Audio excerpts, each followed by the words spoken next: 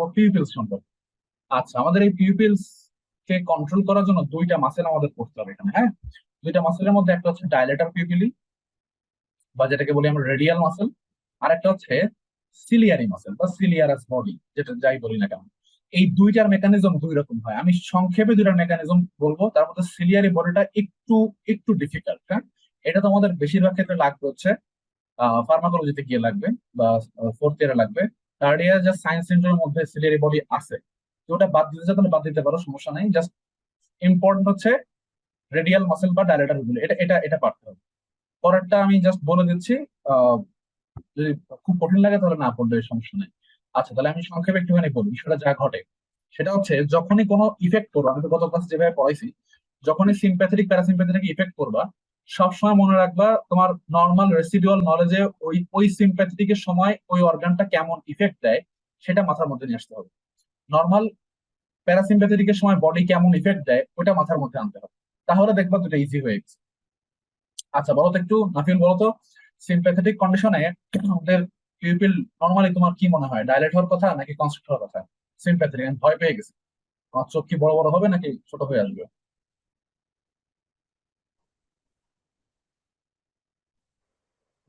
Dilate হওয়ার কথা। Dilate হওয়ার কথা, ভেরি গুড। তার মানে আমি ভয় পেয়ে গেছি, আমার চোখ বড় বড় বলো না যে হঠাৎ করে যদি কেউ ভয় পায় আমার চোখ বড় বড় হয়ে যায়। আর প্যারাসিম্প্যাথেটিক কি হওয়ার কথা? প্যারাসিম্প্যাথেটিক রেস্ট অ্যান্ড ডাইজেস্ট, মানে স্লিপি কন্ডিশন, ঘুম ঘুম ভাব, তখন কি হবে পিউপিল? কনস্ট্রিক্ট নাকি ডাইলেট? তখন প্যারাসিম্প্যাথেটিক ভাইয়া কনস্ট্রিক্ট থাকবে। কনস্ট্রিক্ট থাকবে, ওকে, ভেরি গুড। তাহলে আমরা একটু দেখে নিই যে আমাদের ডাইলেটেড পিউপিল এবং কনস্ট্রিক্টেড পিউপিলকে আমরা কোন নাম, সুন্দর নামে ডাকতে পারি। আচ্ছা, একটু আগে যে বললা যে পিউপিল কনস্ট্রিক্ট হবে, এটাকে আমরা কি বলে দেখো তো? কোনটাতে পিউপিল কনস্ট্রিক্ট এখানে, এ নাকি বি? রাইসা, কোনটাতে পিউপিল কনস্ট্রিক্টেড? বিতে। বি। আচ্ছা, তাহলে এখানে মায়োসিস কোনটাকে বলবো? বিতে। কনস্ট্রিক্টেড পিউপিলকে নাকি ডাইলেটেড পিউপিলকে? বি কে। বি। তার মানে যখন পিউপিল কনস্ট্রিক্ট হবে তখন কনস্ট্রিক্টেড। ওরও নেট প্রবলেম আমারও নেট প্রবলেম, হ্যাঁ, দুজনেরটা একত্রিত হয়ে গেছে। আচ্ছা, তো পিউপিল যখন কনস্ট্রিক্ট হয় এটাকে আমরা সুন্দর যে নামে রাখতে পারি, একটা আমাদের সাইন্টিফিক নেম বা মেডিকেল নেম, ওটাকে বলি আমরা মায়োসিস। ওটা কিন্তু আমাদের ওই মিওসিসের মতো সেই সেল ডিভিশন না, হ্যাঁ, মায়োসিস বলি। আর যখন পিউপিল ডাইলেট হয় এটাকে বলি আমরা মাইড্রাসিস।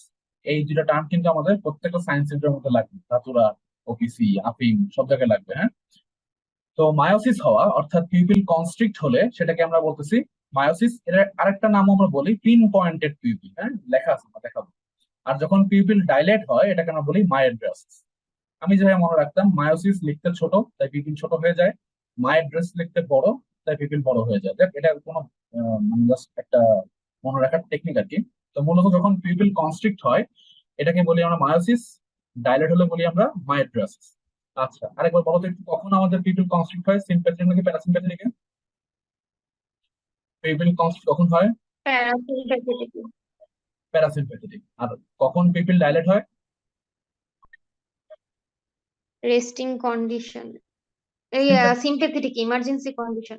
সিম্প্যাথেটিকে ডাইলেট হয়। আচ্ছা, এখন আমরা তাহলে মোটামুটি বুঝে ফেললাম কখন আমাদের পিপিল কনস্ট্রিক্ট হয়, কখন ডাইলেট হয়। আচ্ছা, এখানে দেখো, পিপিল কনস্ট্রিকশনটাকে আমরা বলি মায়োসিস বা পিন পয়েন্টেড পিপিল, হ্যাঁ, তো এই দুটাকে মনে রাখতে হবে।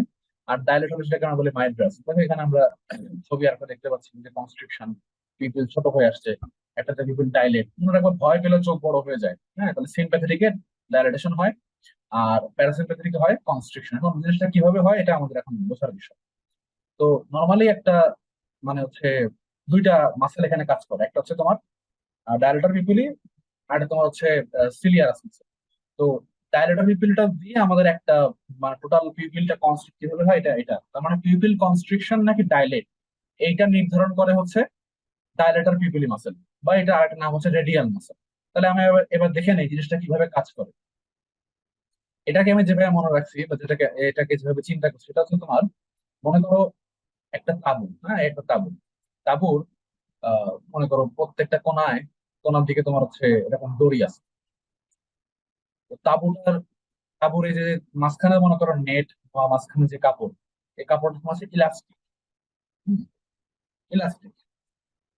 তাহলে যদি এই প্রত্যেকটা কোণা একজন করে দাঁড় করায় দেই এবং প্রত্যেকে যদি দড়িটা ধরে টান দেয়, প্রত্যেকে দড়ি ধরে যদি বাইরের দিকে টান দেয়, তাহলে ইলাস্টিক হওয়ার কারণে এই তাঁবুটা কিন্তু আস্তে আস্তে বড় হবে। তাহলে কখন টান দেয়া বোঝাই আমরা? মানে হচ্ছে মাসেল কন্ট্রাক্ট করতেছে। এই যে যে তাঁবুর দড়িগুলোর কথা বললাম, এই দড়িগুলাই হচ্ছে মূলত রেডিয়াল মাসেল। ছবি দেখাবো কেমন ভাবে সেটা থাকে। মূলত এই এই তোমার হচ্ছে রেডিয়াস বরাবর, ব্যাসার্ধ বরাবর এভাবে থাকে বলে এর নাম হচ্ছে রেডিয়াল মাসেল, বা সুন্দর নাম হচ্ছে ডায়ালেটর পিপিল। কেন এর নাম ডায়ালেটর পিপিল? কারণ ও যখন কন্ট্রাক্ট করে তখন পিপিল ডাইলেট হয়। তাই ওর নাম হচ্ছে ডাইলেটর পিপিল। মানে পিপিলকে সে ডাইলেট করে যখন সে ফাংশন দেয়, বা যখন সে অ্যাকশন করে তখন পিপিল ডাইলেট হয়। তাহলে এটা মানে আমরা তো বুঝলাম যে ডাইলেটর পিপিল যদি ফাংশন দেয় বা ও যদি কাজ করা শুরু করে, তাহলে পিপিল ডাইলেট হয়। তাহলে এবার আমাকে বলো তো, যে ডায়ালেটর পিউপিলি কন্ট্রাক্ট করবে কখন? সিম্প্যাথেটিকের সময় নাকি প্যারাসিম্প্যাথেটিকের সময়?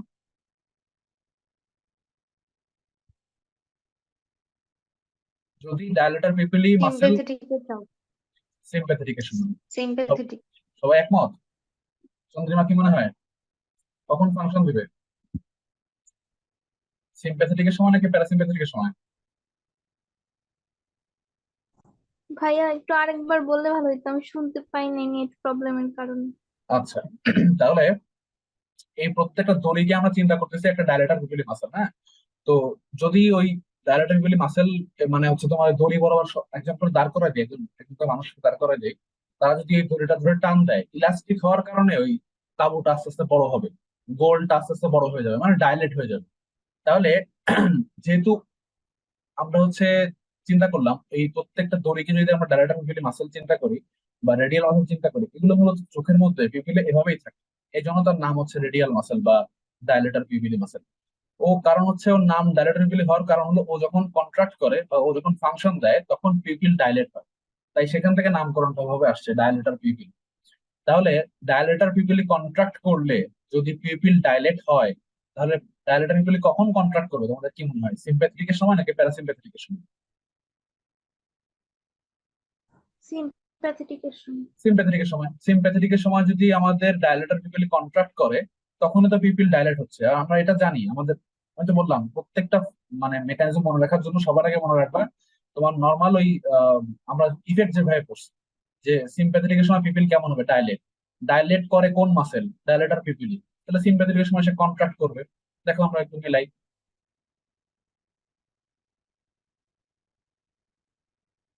দেখো এই যে এই হলো আমাদের রেডিয়াল মাসল, হ্যাঁ, বা যে ডায়ালেটার উপরে দেখো যেমনটা আমি আঁকলাম ওরকমই কিন্তু ও হচ্ছে আমাদের এই এরকম রেডিয়াস বরাবর একটা বৃত্তের রেডিয়াস বরাবর থাকে বলে নামকরণ ওরকম করা হয়েছে রেডিয়াল মাসল, হ্যাঁ। তো ও যখন কন্ট্রাক্ট করে মানে হচ্ছে দড়ি ওই টান দেওয়ার মতো হয়, তখন পিপিল ডাইলেট হয়ে যায়। তো মূলত যেটা হয় আর কি, সিম্প্যাথেটিক কন্ডিশনে এই রেডিয়াল মাসল কন্ট্রাক্ট করে, এই জন্য পিপিল ডাইলেট হয়। আমরা তো এত কঠিন করে মনে না রেখে আমরা আমাদের নর্মাল যে রেসিডুয়াল নলেজ, যে ভয় পেলে চোখ বড় হয়, ওটা দিয়ে মনে রাখবো যে সিম্প্যাথেটিক কন্ডিশনে পিপিল ডাইলেট হয়। কেন হয় সেটা এখন জানলাম। রেডিয়াল মাসেল কন্ট্রাকশনের জন্য হয়, বা ডাইলেটর পিপিলি মাসেল কন্ট্রাকশনের জন্য হয়। অন্যদিকে যখন প্যারাসিম্প্যাথেটিক কন্ডিশন হবে তখন কিন্তু ডাইলেটর পিপিলি মাসেল কন্ট্রাক্ট করবে না, এই জন্য পিপিল কনস্ট্রিক্ট হয়ে যাবে। এই হলো আমাদের পিপিল ডাইলেট বা কনস্ট্রিকশনের আসলে আসল মেকানিজম, হ্যাঁ। এটা আমাদের মনে রাখার মানে দুইভাবে রাখতে পারি। সিম্প্যাথেটিকের সময় ভয় পেলে চোখ বড় হয়ে যাবে এভাবে মনে রাখতে পারো, আর নর্মালি এখন পড়ে রাখলে পরে কাজে লাগে। সিলিয়ারি মাসেলটা একটু বলেন। ওটা সিলিয়ারি হ্যাঁ, ওটা ওটা মাসেল তো বলবো। হ্যাঁ বলবো, অফিসের সময় লাগবে ওটা। কিভাবে কাজ করে তখন? হ্যাঁ হ্যাঁ বুঝছি। এটা অফিসের সময় লাগবে, এই জন্য পড়াবো সিলিয়ারি মাসেল পড়াবো। দেখো এর নিচে আমরা যেটা আঁকছি এটা সিলিয়ারি মাসেল, হ্যাঁ। তো সিলিয়ারি মাসেল হচ্ছে কোনটা? এই এই যে দাগ দাগ যেগুলো, এগুলো কিন্তু না। পাশে যে লাল যেটা, ওটা হচ্ছে সিলিয়ারি মাসেল। দেখো খেয়াল করো, এই যে লাল যেটা, এই যে যে ওই লাল, এটা হচ্ছে সিলিয়ারি মাসেল। এখন ভালো করে চিন্তা করো, কখন আসলে এবার আমার লেন্স চিন্তা করি, লেন্সের সময় কি কি হবে আমাদের? কি মনে হয় সিম্প্যাথেটিকের সময় আমাদের দূরে মানে আমাদের ডিস্ট্রিবিউশন লাগে, নাকি হচ্ছে প্যারাসিম্প্যাথেটিকের সময় আমাদের ডিস্ট্রিবিউশন লাগে? কখন মানে দূরে দেখতে হয় কখন, সিম্প্যাথেটিকে নাকি প্যারাসিম্প্যাথেটিকে? নর্মাল রেসিডুয়াল নলেজ কি বলে? নাফিউল কি বলে, তোমার মতামত কি? দূরে দূরে, আচ্ছা নাফিউল থেকে শুনেন, নাফিউল বলো তো, কখন দূরের ভীষণ আমাদের প্রয়োজন, সিম্প্যাথেটিকে নাকি প্যারাসিম্প্যাথেটিকে? সিম্প্যাথেটিকে। সিম্প্যাথেটিক। কিভাবে মনে রাখবা? মনে রাখার টেকনিক হচ্ছে, যখন তোমার কুকুর দাবড়াচ্ছে তখন তোমার শুধু কাছের দিকে তাকা চলবে না, মানে আশেপাশে দেখতে চলবে না, দূরে দেখতে হবে কোথায় গিয়ে তুমি স্কিপ করতে পারো বা স্কেপ করতে পারো, কোনখানে গিয়ে বা কোনখানে গেলে তুমি সেফ হবা। আর প্যারাসিম্প্যাথেটিক কন্ডিশনে এমনিতে পিপিল কনস্ট্রিক্ট, হ্যাঁ, এটা তোমার হচ্ছে calm condition, relax condition, rest and digest condition. তখন ওই দূরবর্তী যে জায়গায় তাকানো আসলে খুব কঠিন। তখন যা দেখবো সব আশপাশে কাছাকাছি। তো নর্মাল ফিজিওলজি যা বলে, সিম্প্যাথেটিক কন্ডিশনে আমাদের ডিস্টাল ভিশন, মানে তোমার হচ্ছে আমাদের দরকার বা নেসেসারি। আর যখন হচ্ছে আমাদের প্যারাসিম্প্যাথেটিক কন্ডিশন, তখন আমাদের নিয়ার ভিশন লাগে। এখন কথা হচ্ছে কখন আমাদের মানে কখন কোনটা লাগে এটা তো বুঝলাম, সিম্প্যাথেটিকে লাগে ডিস্টাল ভিশন, প্যারাসিম্প্যাথেটিকে নিয়ার ভিশন। এখন আমাদের লেন্স কেমন হলে আমরা কোন ভিশন ভালো দেখতে পাই? যদি লেন্স আমরা দূরে দেখতে চাই, আমাদের লেন্সটাকে টান টান হতে হয়। এটা কিভাবে মনে রাখবা? মনে রাখা আমি যেভাবে মনে রাখি আর কি, যে লেন্স যখন টান টান হয়, মানে লেন্সটা যদি এরকম টান টান হয়, হ্যাঁ, ফ্ল্যাট হয়, তখন এখান থেকে তোমার হচ্ছে যে লাইট লাইটটা যখন পাস হয়, তখন সেটা দিক খুব কম পরিবর্তন করে।